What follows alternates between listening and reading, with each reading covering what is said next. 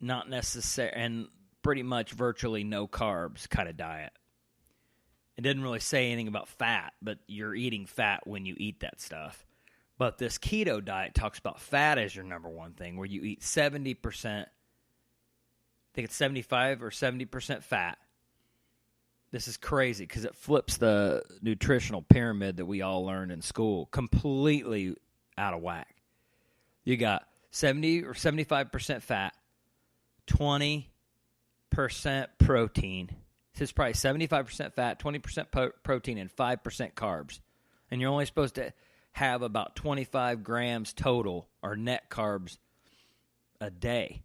But you could have 50 carbs total as long as your fiber content's really high, and then you end up with net carbs of 25. So when you have carbs, the fiber negates some of the carb content. So like let's say you eat 50 grams of carbs a day and you have 25 grams of fiber, which is really healthy for you. It gets you down where you need to. And if you stay on this diet for a certain amount of time, your body turns into a fat-burning machine instead of a carb-burning machine. And my wife and I have been on it for a long time, and I'm up and down. I probably eat too many carbs. And too many is in like 50 or 40 or 30 net carbs when I should eat 25. It's hard to follow, but I haven't gained any fat at all. I haven't lost a ton.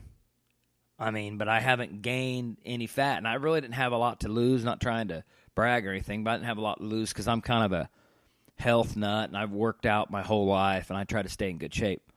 But people say it's better for mental clarity. They said you don't get a bloated feeling by eating carbs, and I'd agree with that. I hardly don't eat bread on this diet. I don't hardly eat any bread at all. And we call it a cheat day, but on a cheat day, we might eat as many carbs as we want. And it sometimes helps you feel like you're not deprived of what you're used to and having heavy sweets or bread and stuff like that. But once you get used to it, you don't want that other stuff. Because on the cheat days, I'll devour bags of M&Ms and eat bread and maybe drink a beer or two, and then you just feel bloated from eating the bread and the stuff and the candy and all that stuff. And then the next day you're so sick from eating sugar, you want to get back on that diet. It seems like a good diet. I just hope it doesn't backfire on me in the future. And they said, the researchers are wrong. It's a terrible idea. And after 30 years, you're going to die of cancer and massive heart attacks from eating that way. But they said that Atkins did all that research back in the days on this similar diet. And they said that the Nixon administration wanted to promote farming, and I'm not trying to damn any farmers or anything like that, but wanted to promote grain farming and stuff like that, and it kind of creating that pyramid that we saw in the 60s and 70s where you have very tiny bit of fat at the top of the pyramid, or the smallest part, and the second part maybe, meat and poultry and stuff like that, and dairy, and then you go with whole grains and fruits and vegetables, which is a really huge part of the pyramid. You still need a lot of those vegetables, maybe not as much fruit, a lot of healthy fat, and a little bit more protein than you might had the fat in the old pyramid. So basically, like I said, it's 75-25 being, 70% fat, which is, to people, it's crazy. And I've been eating that way, and it makes me feel pretty good. They said it's anti-inflammatory. You'll burn fat. You'll have more healthy, mental clarity. You'll burn fat. I don't know about burning down to a six-pack or not. That hadn't happened to me yet, but I also don't follow it to a T because I work out and I drink protein shakes. They don't really like you doing too much protein, because if you do, they say that if you're on this diet and you eat too much protein, it's going to turn the protein to fat, which, it's kind of like, it's weird. Or it turns protein into, it's kind of wasted protein to where it makes sure I'm not an organic chemist or have a degree in,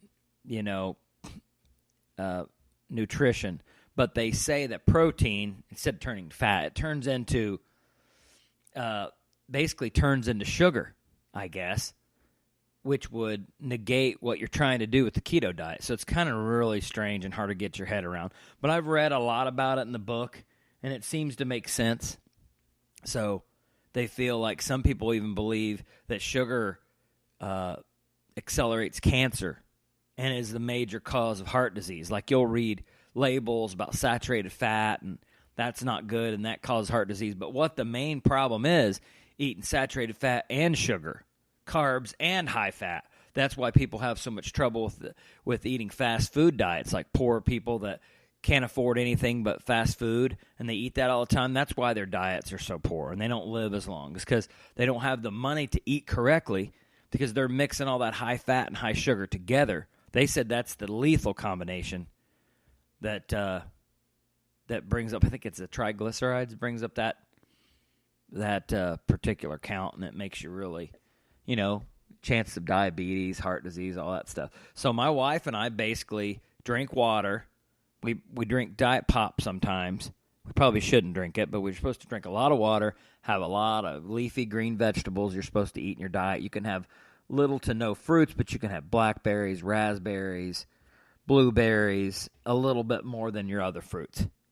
Those are high in fiber and low on carbs. And you can have, like avocados. They have a lot of fat in them, so that helps your diet. Those are good for you. They're high in fiber.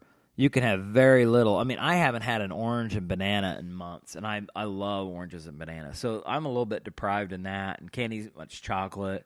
But you just have to start buying your stuff.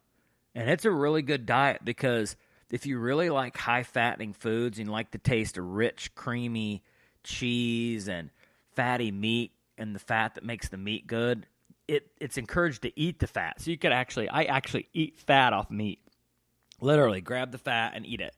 That's why bacon's so big, because bacon's very fatty and fattening. So, and, we just eat that, and I feel pretty good, I'm wondering if I'm in ketosis, and ketosis is the state of your body burning fat as a fuel source instead of burning calories such as carbs, and then fat gets burned only if you work out. If you're eating like maybe a middle to high carb diet that's healthy with little to no fat, which is not a bad diet. It's just you just ought to be a workoutaholic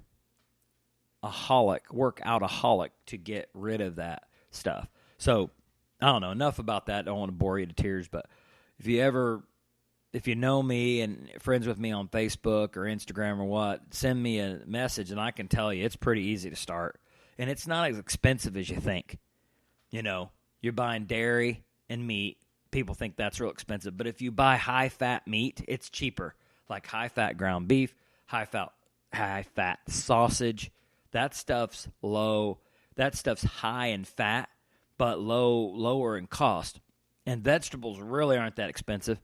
I go to Walmart and buy vegetables and almost can get everything I need. Sometimes it's not the best selection, but it's cheaper. And it really doesn't cost much more than us buying junk food like we did before, buying chips and that kind of stuff, and high-carb food.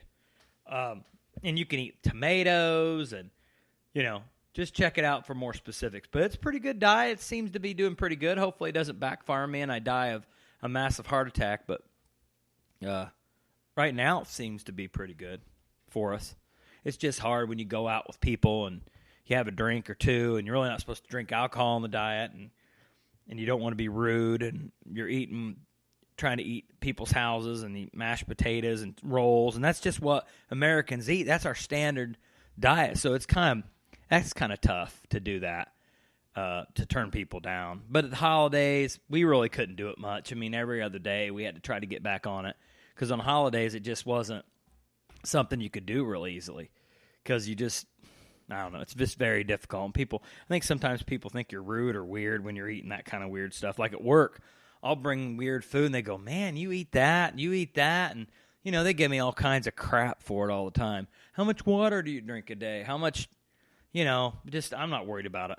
I mean, I guess the proof's in the proof's looking at me, I guess. I'm in pretty good shape, and I'm 44 years old, and I don't look I mean, I'm not overweight and stuff, so I've tried different things and pretty much worked out my whole life and not really had a lot of carbs anyway. But enough of that crap. Dave Chappelle, anybody fans of him, I saw a couple specials on Netflix last night of him coming back after 10 years of not doing anything. He kind of fell off the face of the earth, but I watched it last night and I laughed so hard. But I'm saying on Netflix, Dave Chappelle's got now if you don't like inappropriate comedy, you don't want to listen to him, but he's hilarious. He's probably one of my favorites. Chris Rock and him are probably my favorite comedians that I've ever heard do stand-up. Cleaner stand-up, Jim Gaffigan's good. I like Bill Burr. He's really good.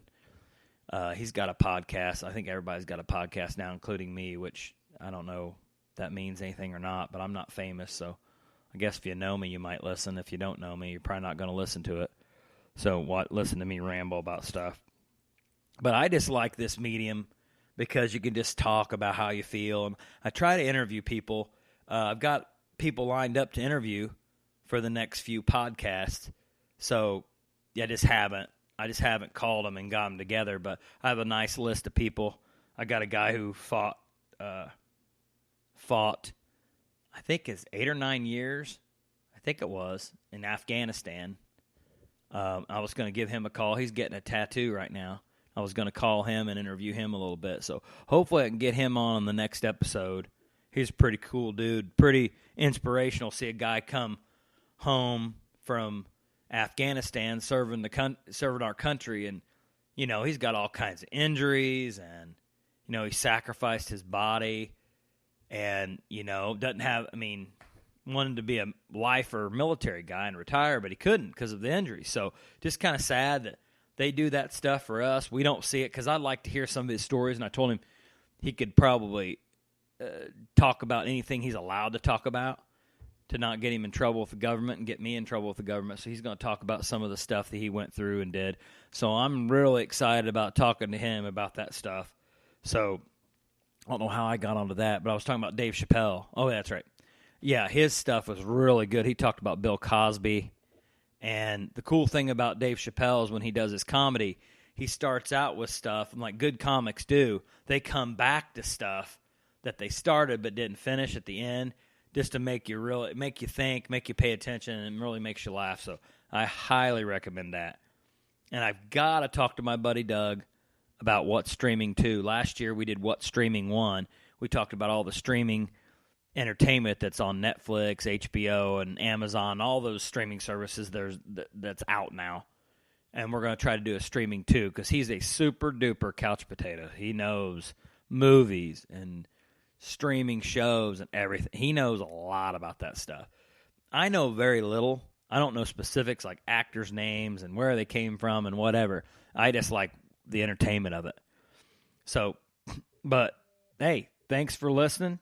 I think I'm about out of time here, and hopefully you get to listen to this, and enjoy it and tell other people about it. But I'm just trying to, just have fun with it, just get stuff off my chest and have a good time with it. But thanks for listening to the 41 Jobs Podcast.